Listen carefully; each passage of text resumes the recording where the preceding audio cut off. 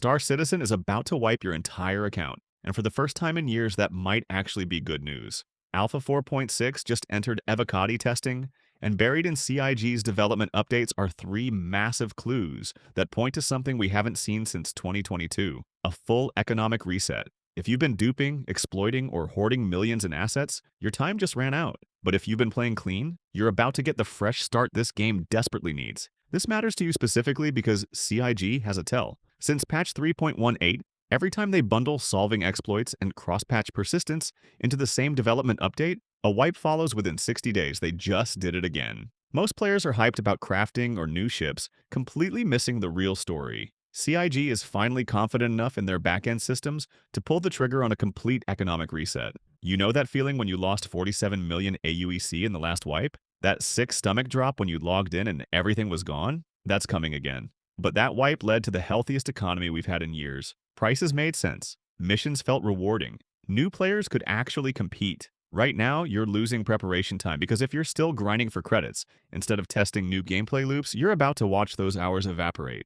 Alpha 4.6 isn't just another bug fix patch. It's what CIG calls a branch patch, meaning it split from the main development tree early enough to include new features, not just refinements. Every major patch number jump since 4.0 has brought something massive. 4.3 gave us Pyro's Onyx facilities, and those brutal NPC encounters that actually felt dangerous. 4.4 added the entire Nyx system with the Glacian Ring. 4.5 introduced engineering gameplay that fundamentally changed combat from whoever has the bigger ship wins to whoever manages their ship better survives. Every time you log in and see broken cargo duplication or players with impossibly large fleets they definitely didn't earn through legitimate gameplay, that's happening because CIG hasn't had the backend infrastructure to properly track and validate item persistence. Most players think wipes happen randomly, but the data shows they only wipe when two conditions are met. Major exploit fixes are confirmed, and new economic systems need a clean slate to function. Both boxes are about to get checked. Chris Roberts doesn't mention item recovery systems and insurance rework in letters from the chairman unless they're already implemented on internal builds.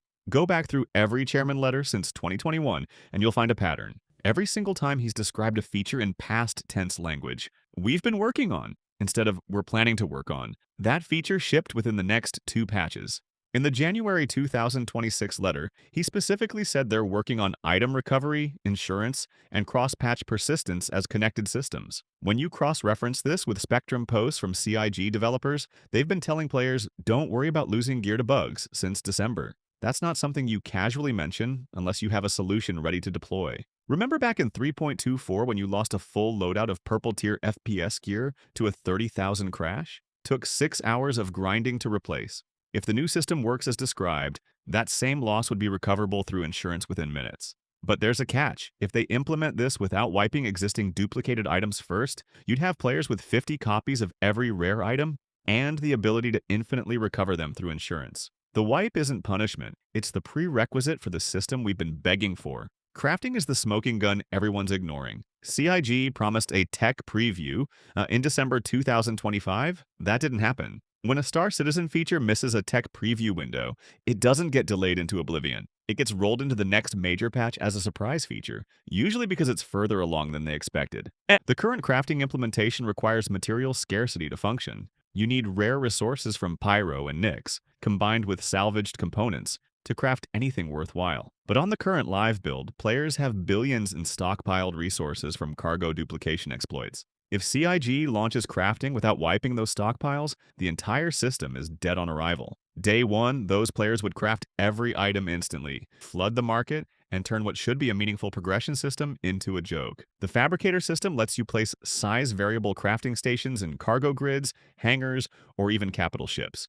You collect blueprints through missions, reputation, or purchase, then combine raw materials to create FPS gear, size 1 ship components, ammo, fuel, and fuses. Some blueprints are single-use. Some materials can only be found in dangerous locations, deep in Pyro's asteroid fields where headhunters patrol, or in Nyx's lawless stations where you're more likely to get shot than make a deal. That risk-reward loop only works if everyone starts from zero. With this knowledge, you can plan to be first to market with crafted goods when the economy resets, positioning yourself as a supplier when demand is highest and competition is still figuring out the systems. Every time a wipe gets mentioned, half the community acts like CIG personally broke into their house and stole their TV.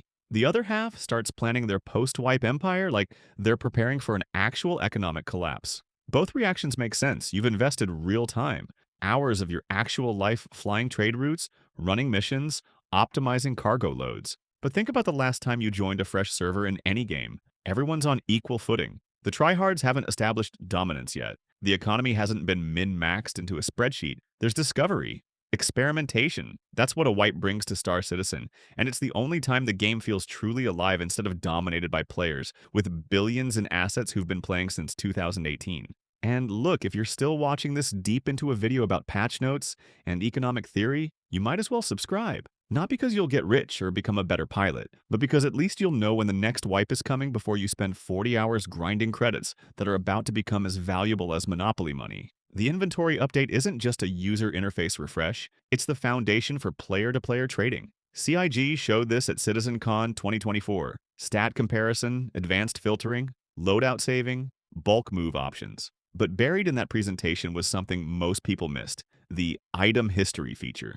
Every item tracks where it came from, who owned it, and whether it's legitimate or duplicated. Player trading requires item verification systems that can't exist alongside duplicated items. You can't have a functional player economy where half the items in circulation are dupes, because how do you price anything? How do you value a rare component when your buyer doesn't know if you found it legitimately or spawned 50 copies through an exploit? Testing the current inventory system by trying to organize 200 plus items across 3 locations takes 45 minutes and usually ends in at least one crash. The new system handles that in under 2 minutes. But the real transformation is that item history feature. Every item becomes traceable, verifiable, legitimate, or it gets flagged and potentially removed. Every time CIG has introduced player-driven economy features, cargo refactor in 3.18, engineering in 4.5, they've wiped within one patch cycle. Without item verification, player trading would be flooded with duped gear, crashing prices, and destroying any sense of value.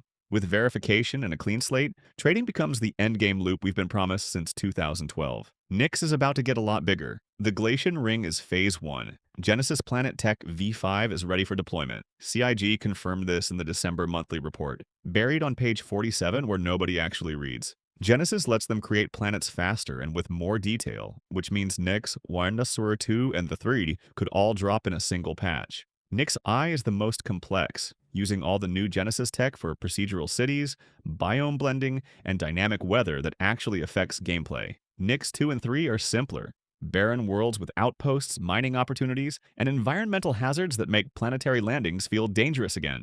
The Glacian Ring itself has room for expansion, more asteroid bases, hidden outposts controlled by different factions, derelict stations with salvage opportunities that actually matter now that engineering makes components valuable, jump town-style events that spawn dynamically instead of on a timer everyone knows about. Social tools are finally getting attention. The current system is held together with duct tape and prayer. You can't easily identify org mates. You can't share ships without a convoluted process. You can't plan missions together without using Discord and interpretive dance to coordinate. The CitizenCon 2024 presentation showed org identification at a glance.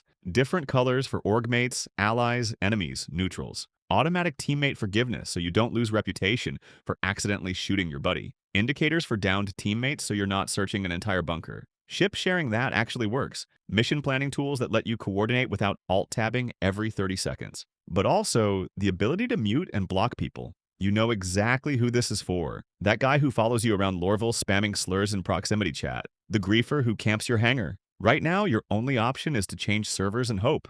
With proper social tools, you block them once and never deal with them again. Item recovery is the missing piece that makes everything else work. The system lets you save and ensure loadouts for FPS gear, ships, vehicles, everything. You spend an hour configuring your Vanguard Sentinel with the perfect components. You save that loadout. Next time you claim your Sentinel through insurance, it comes back with that exact configuration instead of stock components. But there's a twist. Looted items can be used until they're reclaimed by their original owner, then they get bricked. You kill someone, take their rare weapon, use it for a few missions. Then they file an insurance claim. Your looted weapon gets flagged as stolen, becomes unusable, but you can still salvage it for materials or sell it to a fence for reduced value. This creates an entire economy around stolen goods and black market trading. Yeah, man, people should take out more interesting items now because they won't worry about losing them. Right now, you'd leave your rare components in storage because losing them to a bug feels terrible. With insurance recovery, you use your best gear because you know you can get it back. The game becomes more dynamic because everyone's actually using their toys instead of hoarding them.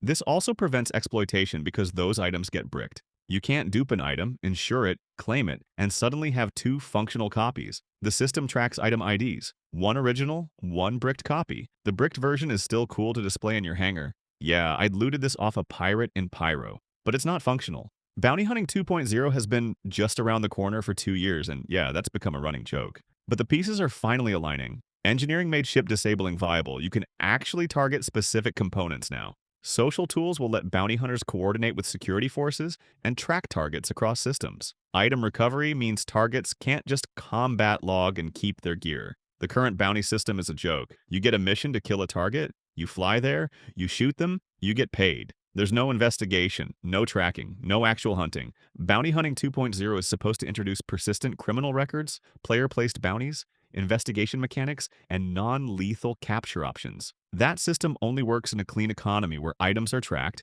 players can't dupe gear to outfit infinite alt accounts, and insurance prevents people from just throwing away ships because they have 50 more in storage. A wipe sets the stage for bounty hunting to actually matter because suddenly losing your ship has consequences. Ships and vehicles are always part of major patches, but 4.6 has something specific, the Apollo variant, almost certainly called the Hermes. Spoiler warning if you care, but this has been leaked 6 ways from Sunday. The Apollo is RSI's medical ship, and the Hermes variant appears to be either a cargo conversion or a data runner based on newsletter sneak peeks. If it's a data runner, that's massive. Data running has been promised since the Kickstarter, and we've never had a ship specifically designed for it. The Mercury Star Runner was supposed to be the data runner, but it became a cargo hauler with a server room. Nobody uses. A proper data runner with secure storage, high speed, and stealth capabilities would create an entirely new gameplay loop. Corporate espionage, information trading, smuggling encrypted data past security checkpoints. More ships will be available in ship shops and at Wicklow too. CIG's been slowly expanding what you can buy in-game versus what requires real money, and major patches usually add a few more options. The goal is to make in-game ship acquisition feel rewarding instead of impossible, and a wipe is the perfect time to adjust those prices. Economy updates are coming whether we like it or not. CIG's goal: dynamic pricing based on supply and demand, regional price variations, player-driven markets where your actions actually affect availability and cost. Right now, the economy is static. Quantanium costs the same whether you're the first person to sell it that day or the 100th. Dynamic economy changes that. If everyone's mining Quantanium, the price drops. If nobody's running medical supplies to Pyro, the price skyrockets. Suddenly, you're not just following the most profitable trade route from a spreadsheet. You're reading market trends, predicting demand, taking risks on underserved routes. But a dynamic economy can't exist on top of duped materials and exploited credits. You can't have supply and demand when some players have infinite supply. The wipe clears the board so the new economy can actually function as intended instead of being immediately broken by legacy exploits. Crafting materials will be more abundant in Nyx and Pyro, creating incentives to venture into dangerous space. Dynamic rewards for missions mean you're not just grinding the same bunker mission 500 times for identical payouts. Player-to-player trading becomes viable when items have verified histories. Right now, today, before 4.6 drops, you need to shift your priorities completely. Stop grinding credits. They're worthless. You're polishing a car that's about to be crushed into a cube. Instead, max out your reputation with every faction you care about: Crusader, Microtech, Hurston, ArcCorp, and especially the new Nyx factions like the Vandal Swarm. Reputation almost never wipes because it's tied to your account progression, not your in-game wallet. Reputation gates access to exclusive blueprints, rare missions, faction-specific ships, and equipment. When 4.6 drops and everyone's scrambling to rebuild their fortunes, you'll already have access to high-paying missions and rare crafting blueprints because you put in the rep work beforehand. Screenshot your favorite ship loadouts and gear configurations, every weapon, component, shield, cooler, power plant. The new insurance system will let you save loadouts, but you'll need to remember what you had to recreate it. Don't trust your memory. Spend your AUEC on things that teach you something. Rent ships you've never flown. The Ares Inferno plays completely differently than the Ion. Test gameplay loops you've ignored. If you've only ever done combat missions, try mining. Try salvage. Try exploration in Pyro's unmapped regions. If the wipe doesn't come in 4.6, you've lost nothing because you gained knowledge. If the wipe does come, you're already ahead. Learn which gameplay loops are profitable, which ships are meta, which locations have the best resources. That knowledge is permanent. Credits are temporary. A player who knows the optimal Quantanium mining route in Pyro will rebuild their fortune in days. A player who only knows how to run the same bunker mission will struggle. The timeline for 4.6 going live is probably end of January, possibly early February if Evocati testing reveals major issues. CIG typically goes from Evocati to live within 2 to 3 weeks for major patches. They started Evocati testing on January 9th, which puts the live release somewhere between January 23rd and February 6th. That's not much time. 2 to 4 weeks to maximize your reputation gains, learn new systems, and prepare for the reset. Don't waste it grinding credits that are about to disappear. Use this time to explore, experiment, and build knowledge that will survive the wipe.